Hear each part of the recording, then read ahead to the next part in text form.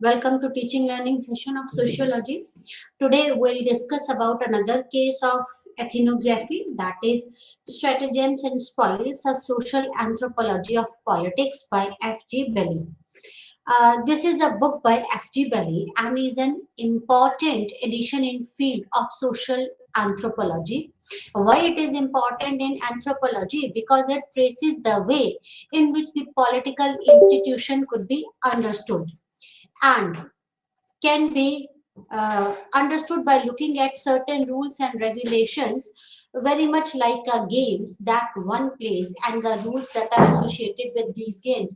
Why this is an important book in anthropology, in field of anthropology? Because it traces the way, because this book traces the way the political institution could be understood. How can we understand the political institutions? And it can be understood by looking at certain rules and regulations. That is like in a game, there are certain rules and regulations. Specifically in political institutions, there are certain rules and regulations, and this book describes how the institutions can be understood by looking at the certain rules and the regulations, right, associated with these institutions, right.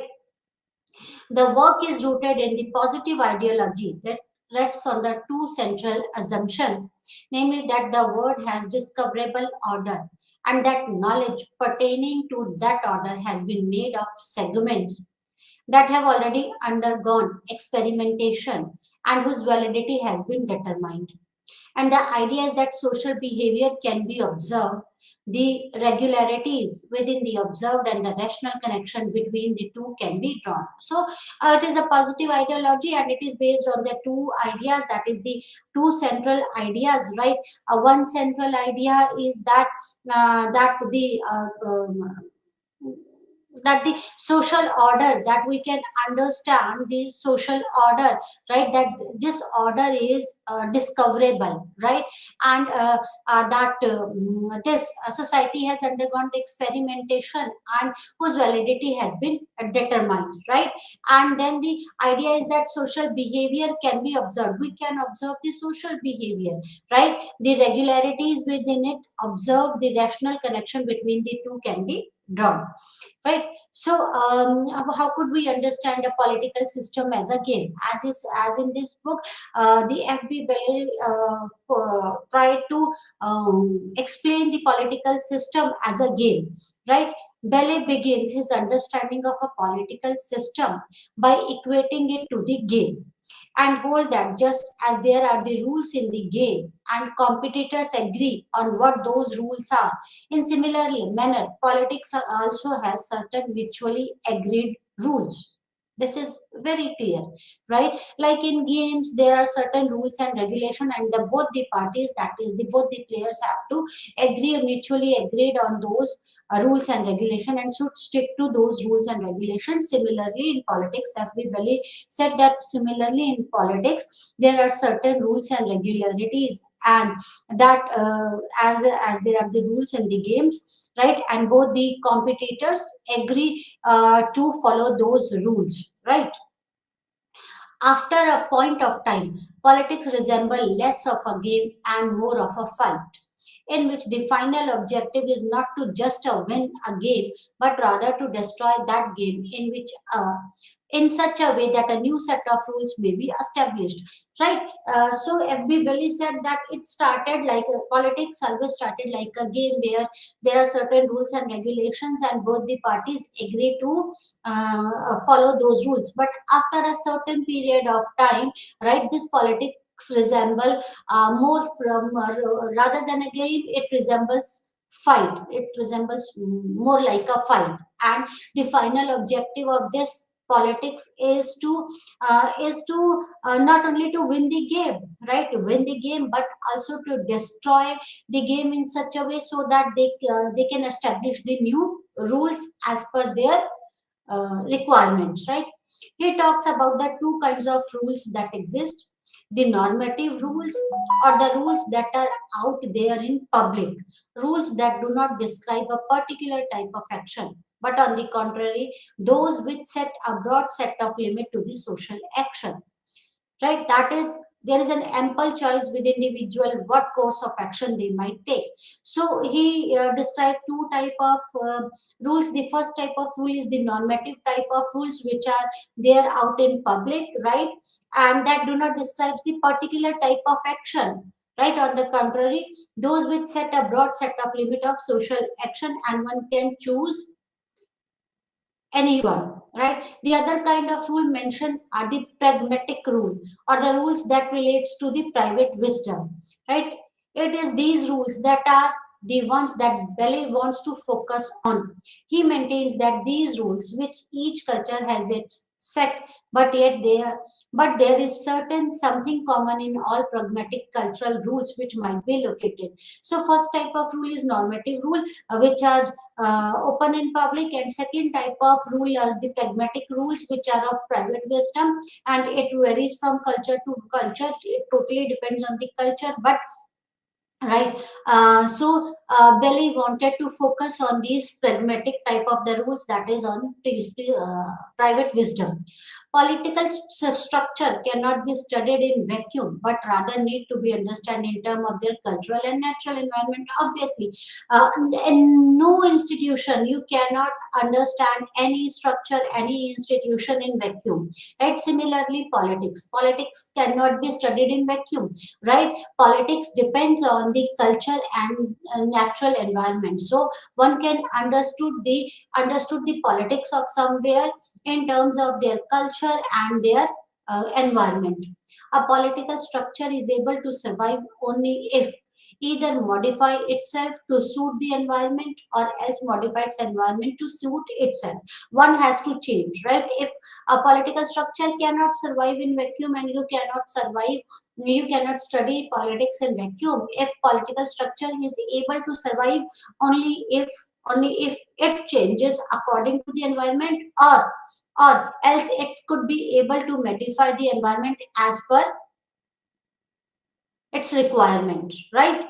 In the absence of either of these two cases, the political structure is sure to perish.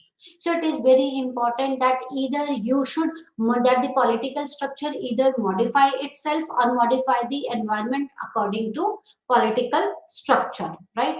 In trying to understand this interaction, not all parts of the environment have been taken into consideration, right. Only few have taken into consideration. If you want to understand the interaction between the political structure and the environment, you cannot take all factor into consideration. Only few factors can be taken into consideration, right.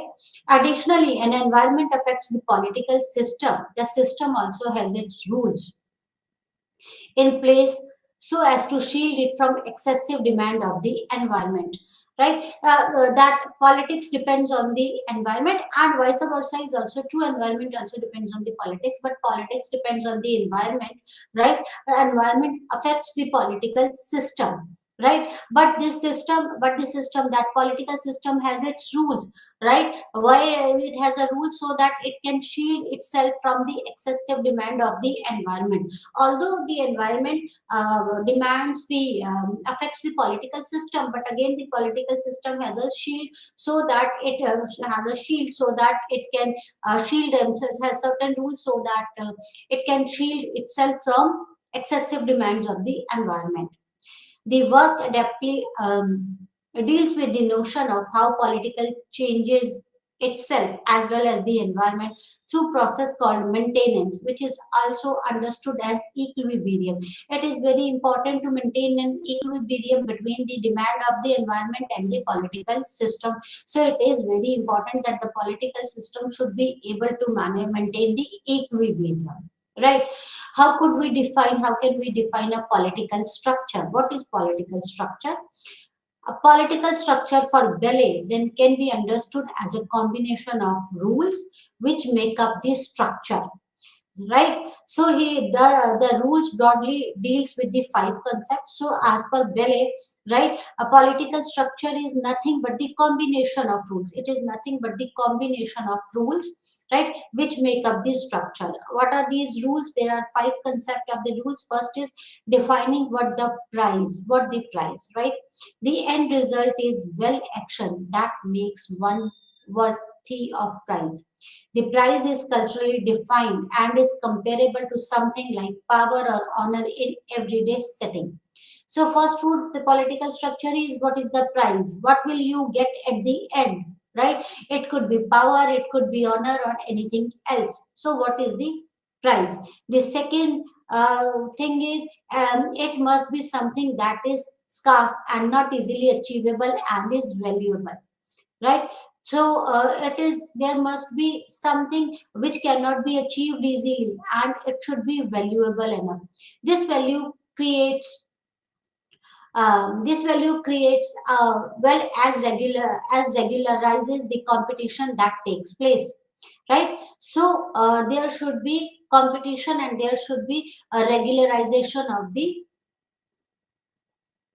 competition. These values are also symbolically and culturally defined and they need to be repeated for them to be kept alive. Right? See, there are the five rules. First is defining the price. What is the price? Right. Second is there it must not be easily achievable and should be valuable. And value should be like that. It should be values are symbolically and culturally defined, and all these should be reported repeated for them to be kept alive, right? If you want the values should be repeated again and again, so that they could be kept alive, and that should have certain importance, right? Defining who is qualified to participate is the bid to win a prize, right? Then again, it is very important that one should define who could able to who should be a who can who all can participate, right? Political system, what is the political structure? Political structure is a combination of rules. First is there should be a prize, right? Prize is anything which has a value, right, and should not be easy to achieve. Second is defining who is qualified to bid, who all can compete, right, to win the prize. The political structure recognizes at least three groups from within which people are eligible for a political structure. The first is the political community, which marks the broadest boundary of a political structure. Beyond this structure, the rules no longer apply and it helps distinguish the insider from the rest. So, first is there should be a political community, right? There should be a community. The second is a political elite, which is a part of political community, and it is from this pool that people can be chosen that can compete with another for a certain power and privileges. So, first is there should be a political community. Second is the political elite, which should come from this political community or which should be a part of this political community. And finally, there are the teams, which is how people in political structure should organize themselves. There should be a well-defined hierarchy, right? It is usually how supporters are mobilized and the team that is based on achievement and in associations, right? So second was this. Third is defining the composition of competing team, right? The composition of the member may be a certain from the political community, right? See, what should be the composition of the members, right? It should be well defined. Within its layers, the group and elites, even deeper still, are state political teams that are made up of which fight for the prize, right? At the center, all this is the leader, and depending on whether team is morally obliged to the leader and so part of a group, or whether there are a contractual basis. So we discussed the three. There are five rules. We discussed the three. First is there should be a well-defined price, right? What the price is, we should define the price. A price should be something which is valuable and should be difficult to achieve. Second is defining who all could participate to win the prize, who all could bid to win the prize, right? Uh, Again, there are certain things like there should be a political community, there should be political elite, and the political team is required. The third point which we discussed, is defining the composition of the competing team. There should be a well-defined composition of the political team. There should be a leader and other positions that should be well defined, right? Defining how the competition will take place and also making clear what accounts as fair practices and what accounts as the unfair practices in the game. So there should be a well defined rules, right? That is how the competition will take place and what accounts for the fair practices, right? The rule about the composition not only constrain the behavior of those who are taking part, but also promote the sense of order and ensure that the lines of communication are very clear and these messages that are passed across are known as confrontations. These messages may lead to public display to their strength, display the resources available with each team, which is termed as encounter, right? So there should be a well-defined rules of the game. And fifth is defining what procedure is to follow in case of rules are broken. Right. So in political structure, there are mechanisms which ensure that each in case there are opposing views between the contestant, then this can be taken care of through the role of mediator. And the role of would be mediator is not to fix, can change from one situation to another. Those who are allies in one situation can very well be opposing team in another situation. Right? So, political structure could be according as per Ballet. Political structure could be defined from five points, right? First is the reward. What is the reward, right? Then second was who all can compete, right? Defining who all can compete, defining the participants. Then third is defining the composition of competing team. What should be the composition of the competing team? Fourth is defining how competition will take place, and fifth will be defining the procedures, right? Is to be followed in case of rules are broken, right? So by these five ways you could define the political structure. I hope this you understood this thing. How could you define the political structure, right? The first is then the now let's move to the another topic, that is position of the leader. Leader plays a very important role in political structure, right? So what is the position of the leader? There are two major kind of understanding when it comes to the politics and roles of leader plays. One, cultural understanding believes that all men are equal, and by virtue of that they should have equal amount of political power. On the other hand, are the culture which proclaims that proclaims the opposite. That is, not all men are born equal, and that only few chosen ones have the right to rule. So, if we define the leader, it varies from culture to culture. As per one culture, right? What it consider that one culture consider few culture or one culture considers that the all men are equal, and by virtue of that, they should have equal amount of political power. And as per another view, that another view of another culture, that other culture proclaims that all men are not equal, they are not born equal, right?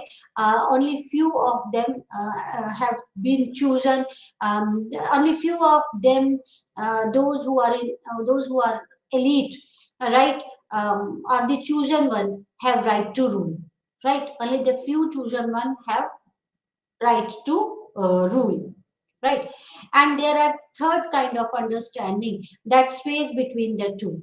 To be able to become a leader is just not a matter of being born in the right group, but it also depends on the skill that can be acquired. So there are three point of views as per the culture. The first is all are equal, and by virtue of that all can be leader. Second is all are not born equal, right?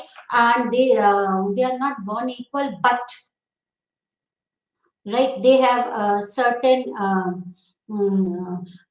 only the chosen one, right, have right to rule. And the third is that it space between the first 2 points, that it is not that the leader is not just a matter of born in a, if of being born in a right group, but it also depends on the skill set which can be acquired, and anyone could be leader if one can acquire those skill sets, right? What are the various roles of a leader? right? In order to the smooth functioning of a political team, it is important to take some decisions within the group, and that other members should follow those decisions, right? It is very important that at every time that decision has to be made, right? So it is required that it is required that there should be someone who could take the decisions, right? This then become the main responsibility of the leader. Decision making is one of the main responsibility of the leader, right? Who could take the decision? That decision making is a cyclic process, right? The first step of decision making is identification and analysis of the problem, right? So anyone who can identify and analyze the problem, and it actually depends on the knowledge and the experience, right? So anyone or the leader, the main problem of the leader is to take the decisions, right? That is the main responsibility, so for the smooth functioning of the structure. The leader primarily has two type of decision, one which help main group and other which concern the task of a team has to perform vis-a-vis outside world. So there could be the two type of the decision, the internal decision as well as the external decision. Internal decision means that is related to the team, and the external decisions that is related to the outside world, and so leader should be able to take the both type of the decision. The members may compete with each other to increase their own share of spoils or the profits, or in the case of morale teams, where they compete for precedence.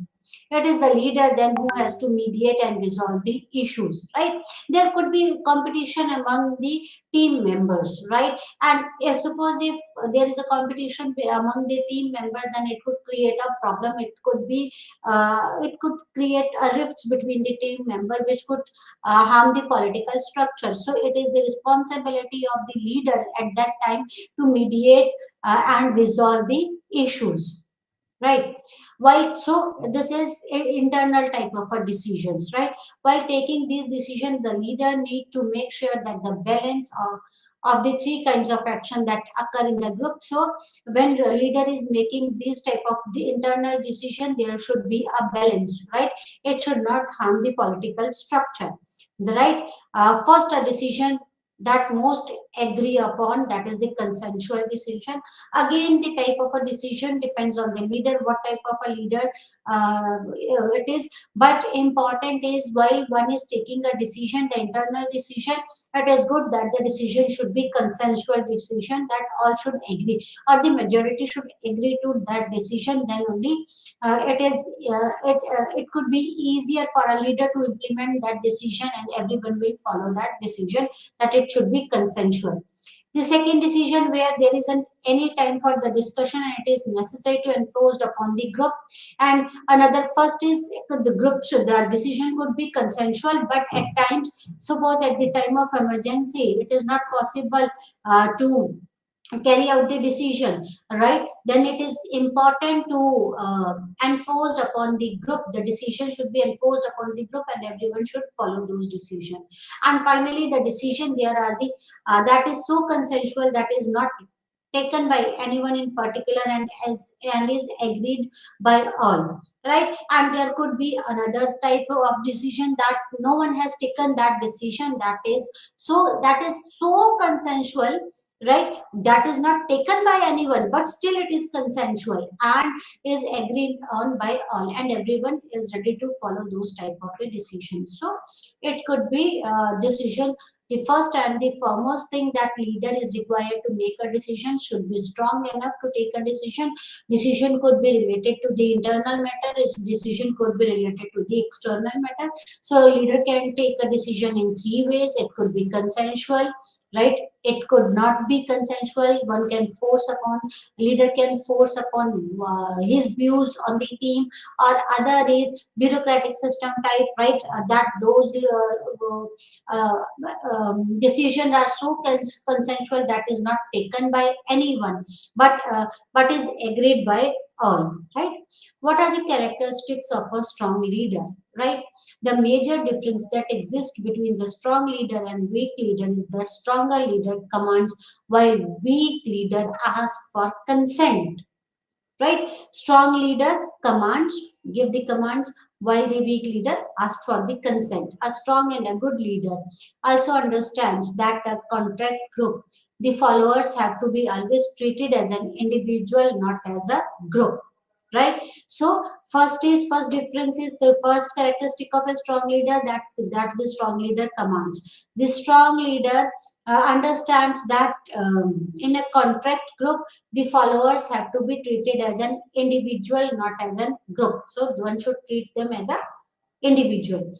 Their requirements are different and therefore not everyone needs to be kept happy at the same time, right? The leader can have several way of dividing up the earned dividends in words of the spoils. So leader can have several ways of dividing the earned dividends. How could he divide the profits, right?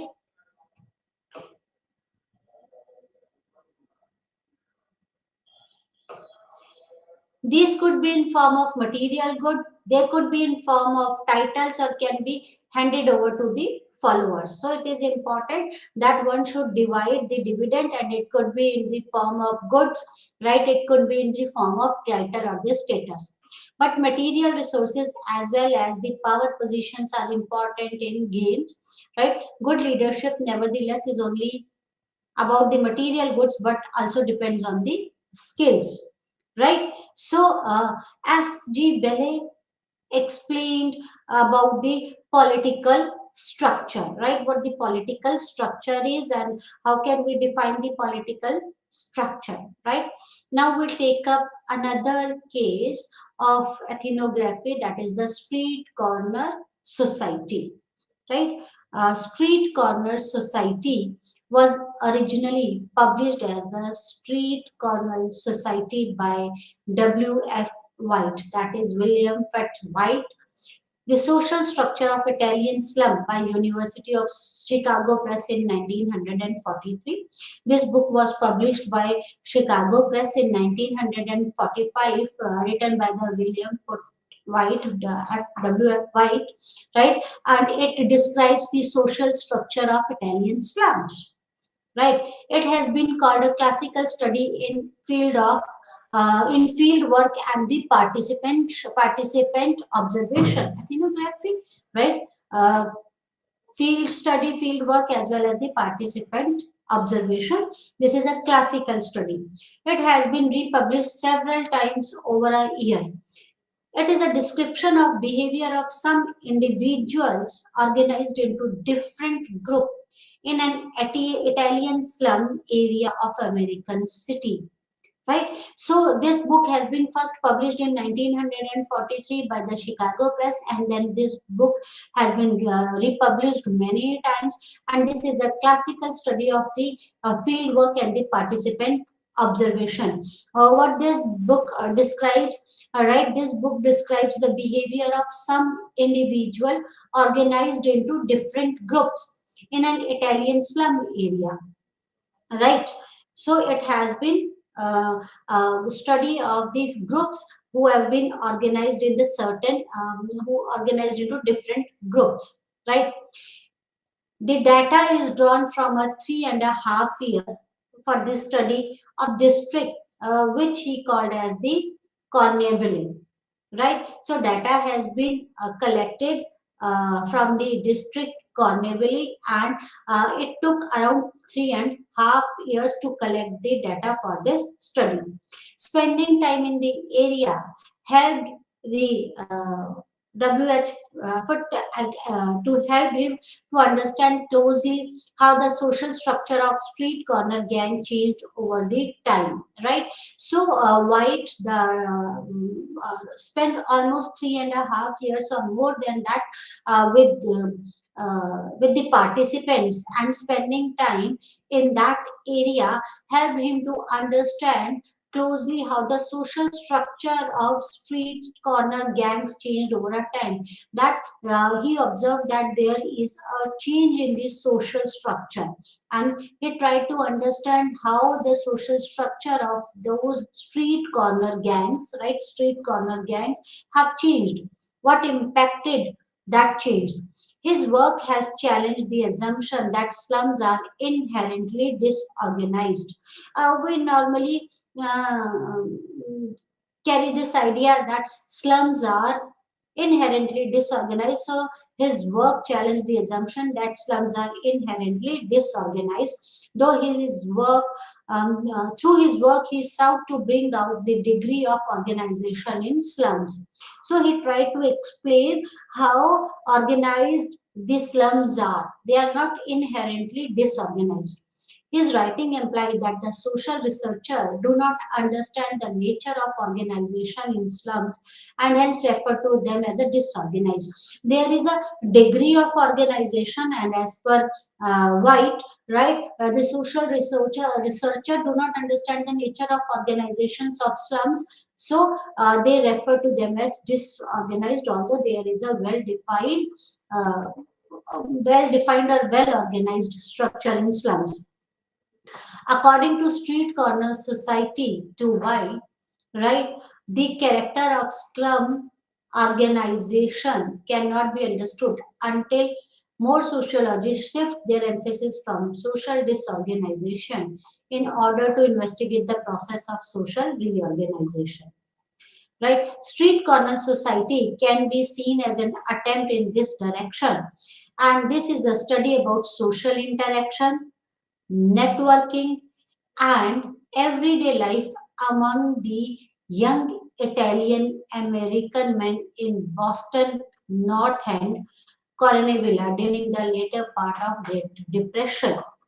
Right? So, this study was carried out in the slum, right? What slum, and the population was Italians, right?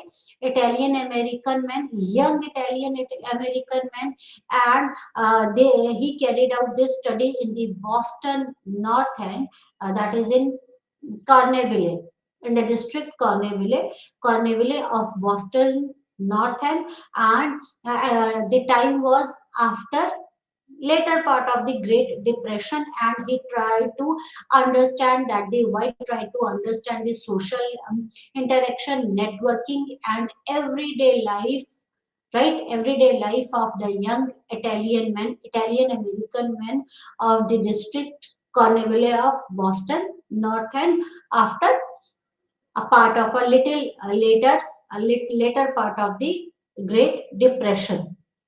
So I hope you understand who carried out this study. White carried out this study. The population, the subject of the study were the Italian American youth, right? And this study was carried out in the Corneville, right? Is the Boston North End. And what was the objective? What was the purpose of this study? That is, the objective purpose of this study was to understand the social interaction, networking, and everyday life of these young Italian American boys, right? Corner boys versus college boys, social relations and leadership pattern. So the White tried to understand the difference between the corner boys and the college boys. What are their social relations and what are their leadership pattern? In the first part of the book, there are comprehensive account for the establishment and systemization of local gangs. So he tried to he tried to explain the how these he tried to explain the account and the establishment and the systemization of those street local gangs. Street corner men hardly saw each other outside their chosen corner, although various corner gangs reserved the same night every week. So the members of those gang, right, that the members of those street corner gang, right, they hardly saw each other outside their chosen corner. There is a particular corner where they meet each other or they see each other, although various corner gang reserved the same night every week, right? Every week, same night, same place. This found their time for some special activities, and this was the time for them where when they could conduct their special activities. These special activities unceremoniously bound the men together. And these activities, this time, that place, and these activities unceremoniously bound the member of that group together, right? The gang in the street corner society were completely united, since most of the gang's activities can be traced back to their early childhood, right? So these are these gangs, right, of street corner society were completely united. They are united. They are bounded with each other because their activities can be traced back to their early childhood, because they are associated with each other since childhood, early childhood. Home usually plays a very small role in the activities of the corner boys. People were usually known by their nickname and not by their family names, right? So home has nothing to play, nothing or a small role or no role to play in the activities of these corner boys. They are known by their nicknames, not by their family names. In his work, White described the peer group interaction of boys in the community by differentiating them as a corner boys and the college boys. So White tried to differentiate the activities or the interaction pattern of the corner boys and the college boys. The lives of corner boys revolve around a particular street corner and their neighboring shops. So those corner boys, their lives revolve around of that particular street corner where they see each other, where they may met each other, and the neighboring shops. Their home life was reduced to a minimum. Many had no regular employment or engaged in illegal activities. Right, so they are not much concerned about with their families. Majority of them don't have the employment or regular employment, and most of them were associated or engaged in the illegal activities, street corner boys. Right, the focal point of action was street corner, which usually gave its name to the group. Right, so the important is they give name to their groups. Right, on the other hand, the college boys were more focused on the good education and moving up on the social ladder. There were a group of boys, and he named this group as a college boys, right? And these boys were more focused on the good education so that they can increase their status, or they could move up on the social ladder. The corner boys, who were large in number, usually have less than high school education. And the corner boys, they are not concerned about the education. They have less than the high school education. While describing the relationship between people, White explained the relationship and leadership pattern as well. Right? The relationship between the corner boys were deemed to be stronger than the college boys. Right? So the relationship between the members of those corner boys, that is, their relationships are stronger than the college boys relationship among each other. Right, he explained that the informal corner leader, in their efforts to gain social recognition, finally supported many of the group activities. Right, although according to White, there is a leader. There was a leader of that corner boys street group, right? And that leader was an informal corner leader. That leader was not appointed leader, but it was an informal corner leader. And he tried to support many of the group activities, right? Whereas bonds of thrifty college boys, who already are able to conform to some aspects of the middle class value that they wish to achieve, were rather weak, ready to break whenever in collision with the personal betterment. So, as per White, that those college boys were selfish type of boys, right? Right, they were ready to. The association between the college boys were not that strong, right? They were ready to break whenever there is a collision with the personal betterment. If one has to choose the group or the personal betterment, right? As per White, those college boy always choose their personal betterment rather than the group. They are ready to move apart from that group, right? While there is a strong bond between the street gang boys. For corner boys, the most important criteria in relationship to other is loyalty and the way one acts in the personal relations. So, for corner boys, loyalty is the most important aspect, and another is how one acts in a personal relationship. Whereas social aggressive college boys judge a man according to his capacity to advance. How what is this state as per the college boy? They judge the people as per their status or their capacity to grow up in the society or in life. By observing the group interaction, White was able to learn about the street gang's informal leadership pattern. So, in this way, the White tried to understand the informal leadership pattern of the street gang. He gave examples related to how two or three groups merged into a larger unit when the leader arrived. Right? When the leader said what he thought the gang should do and others followed. Right? So leader is the one who commands and everyone else followed in this street gang group. Right? So there are the racketeering, politics, and the social structure. In street corner society, White described a social building and deeds of carnival in addition to the corner boys. He described the corner boys, he tried to explain the college boys and compare and contrasted the lives of the corner boys and the college boys, right? Apart from this, White describes the social buildings and the deeds of carnival in addition to the corner boys. So he tried to explain the social building and the deeds. In part two of the book on racketers and the politicians, he brings out the relationship between the corner boy, racketers, and politicians. So he tried to explain the relationship of the racketers and the politicians, and he describes, he tried to explain the social buildings and the deeds of the carnival.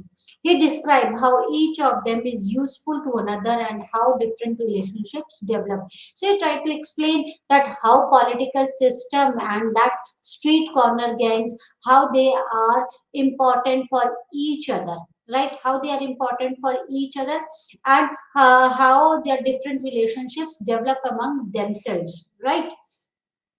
The second part on the racketeer and the politician, right? The second part that is on the racketers and the politician describes the working of minor gears and the levers on the political machine, numbers, rackets, now celebration parties, etc., as well as connection and interaction that reach high in state and nation. So in second part, in short, he tried to explain the relationship between these street corner gangs and the racketers and the politician, how they help each other and how they could be beneficial for each other.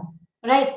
In his book, he confirms that in 1930s, the racketers were almost the only men seen on the street, right?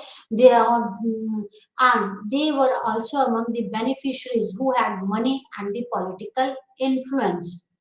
White's purpose was to expose in detail the street gangs, social, criminal, political organization. These constituted alternative career path for the racketers and the politicians, right? So, in the second half of his book, he tried to explain or he confirms that in 1930s, racketers were almost only men seen on the streets and they had money and the social influence, right? And White's purpose was to expose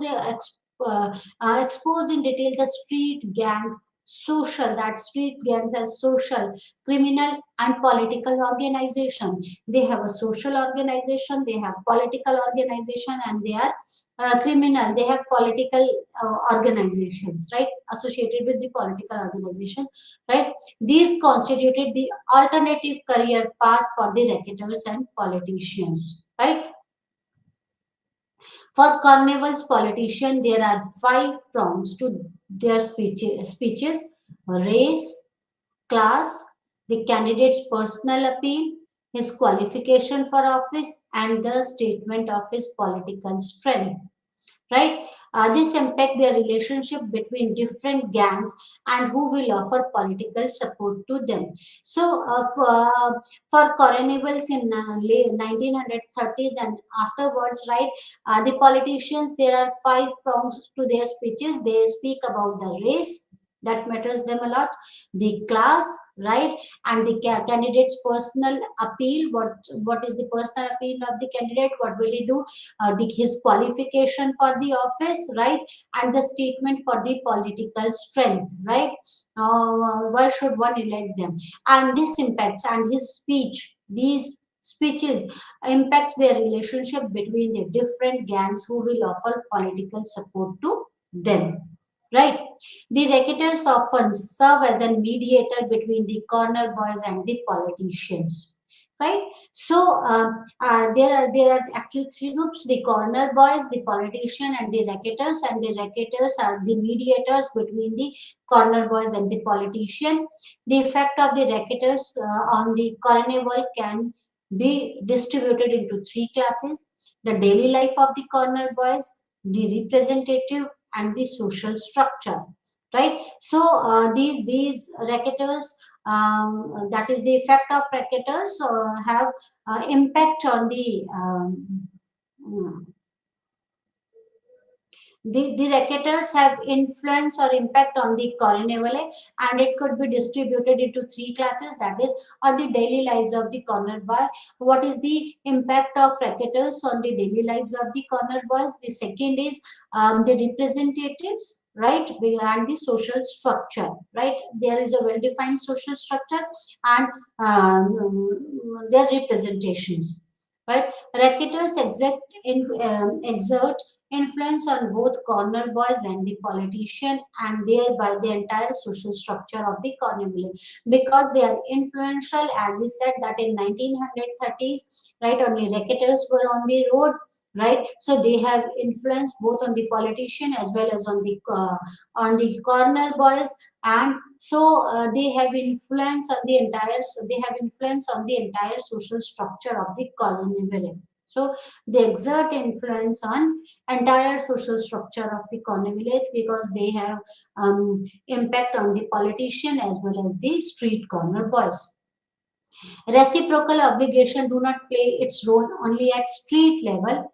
Interconnected words of racketing and the politics. So there was a reciprocal obligation, right? There should be profits of both, that is, of the racketers as well as of the politician and of the street corner boys. So this reciprocal obligation do not play a role only at the street level, but also at the racketeering and the politics, right? So there is a close association between the street corner boys, the racketers, and the politics, right? Methodological contribution of the street corner society. White carried out his research using a method of observation. He spent almost 3.5 years, right, with the participants. Participant observation is a method which has many tension and the contrast, right? What are the tensions? What were the tensions associated with this type of a study? In an unfamiliar setting, it offers a certain flexibility to the researcher. It is a method which required time, a year or a more, and the White spent around 3.5 years to collect the data for this study. Right? It was an unfamiliar setting, and could be difficult for researcher to settle down in that unfamiliar environment.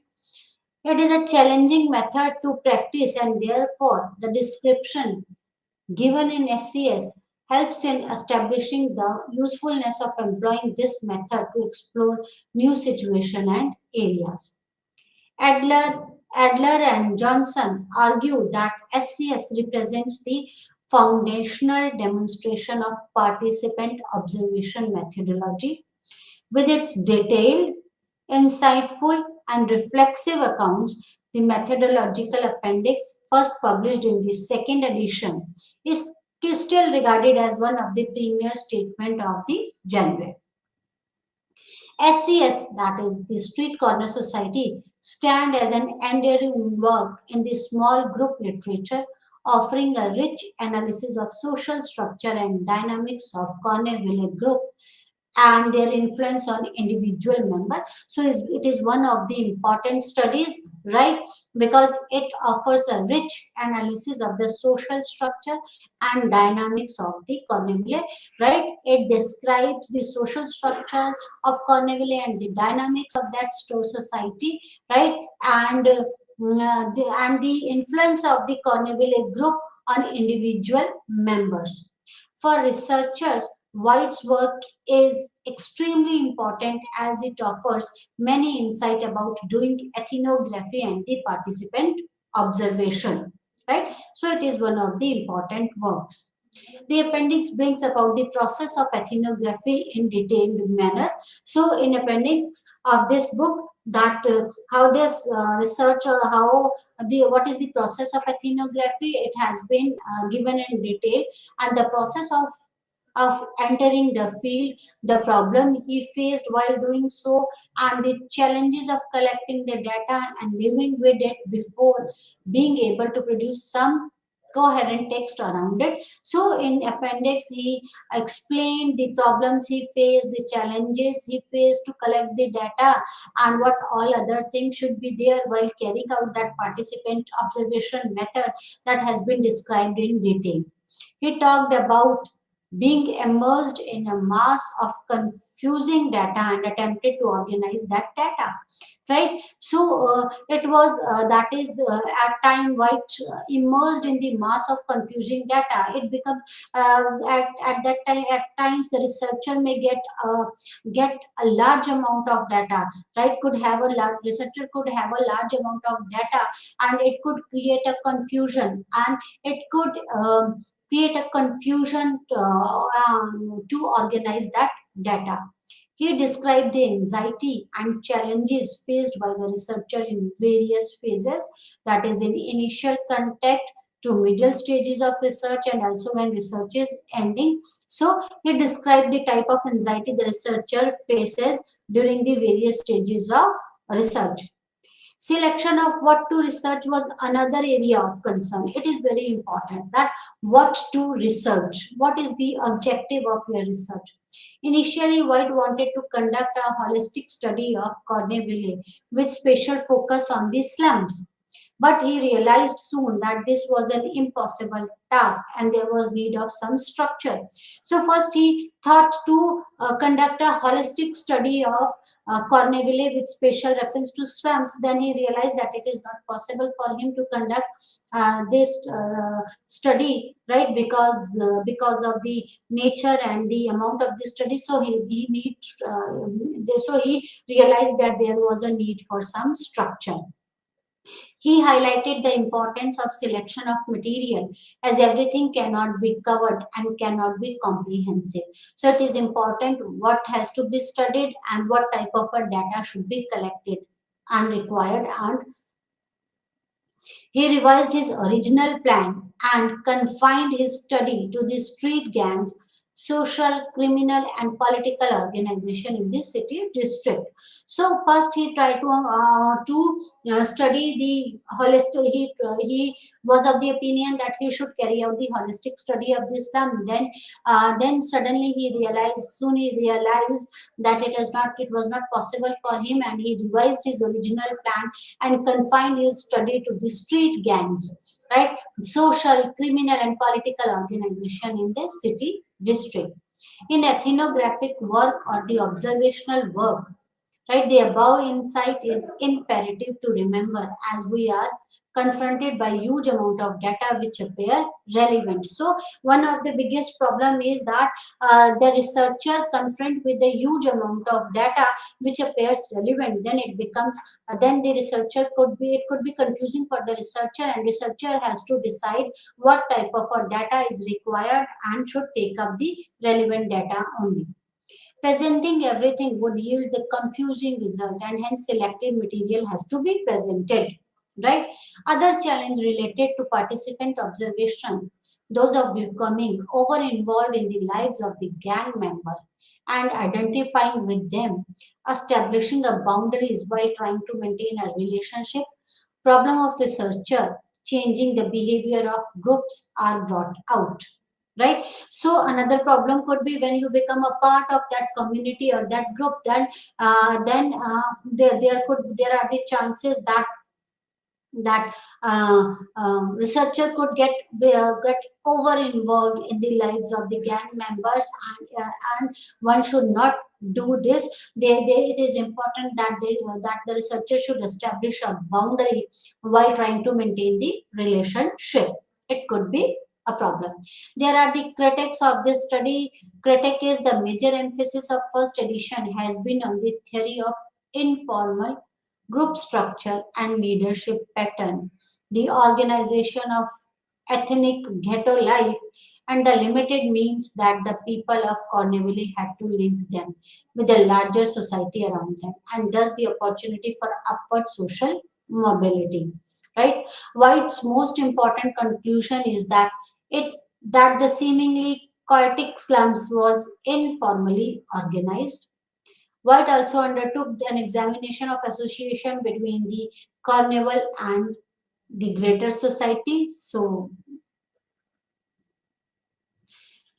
his key inferences was Carnival was a community and was pre-arranged, something that contradicted the general belief that slums were informally muddled section. Right?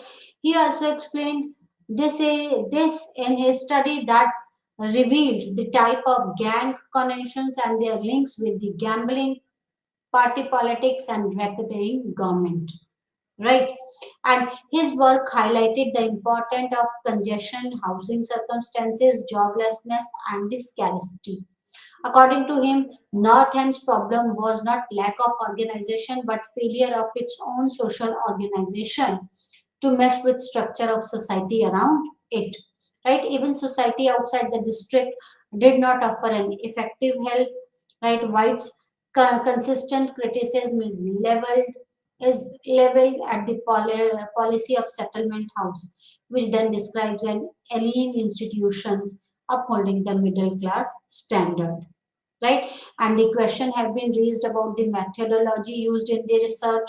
A single case study of the Carnivalium, right, has been criticized like other classical case studies for being executed without corner for research focus, development of construction, and largely lacking methodological rigor, right? He has also been criticized for giving minimal attention to the factors of tension, negotiation, crisis, and change. His work has focused a lot on structure while ignoring the agencies of individuals, right, in bringing out the changes in their lives, right? Then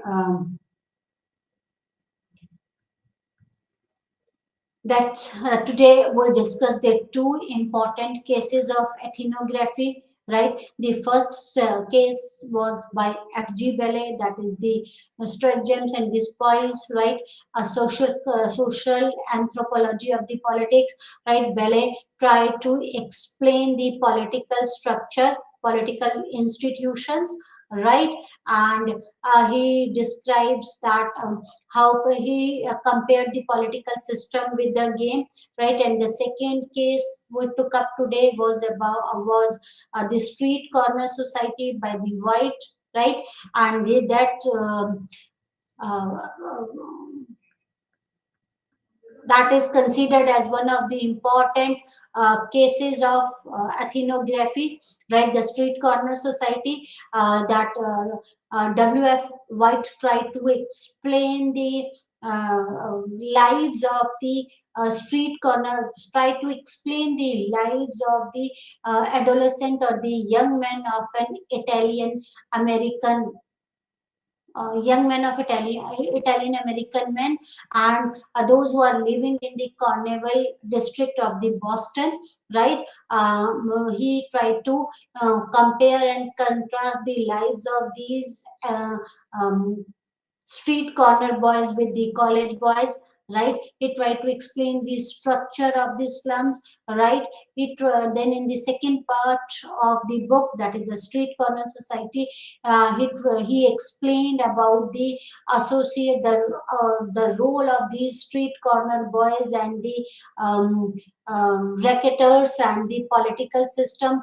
He explained the association or the relationship between the street corner boys and the racketers and the politics, and how it has impacted the lives of these street corner guys, right? So this case is one of the important cases of ethnography, right?